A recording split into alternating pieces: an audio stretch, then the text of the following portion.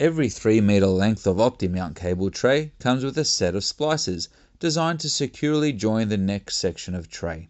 Each joiner kit includes 2 splicer brackets and 4 cup head bolts and serrated flange nuts for each splicer.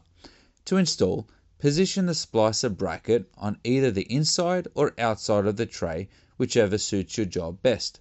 Make sure each bracket spans at least 2 slots on each tray section for a strong and stable connection.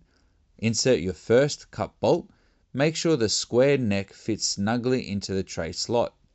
That neck locks the bolt in place, so it won't spin when you tighten the nut from the other side using a 12mm socket. Repeat the process with the remaining bolts, using 2 bolts per tray end per splicer. Tighten firmly and you're good to go. Fast, simple and solid, that's how we keep OptiMount installs efficient and secure.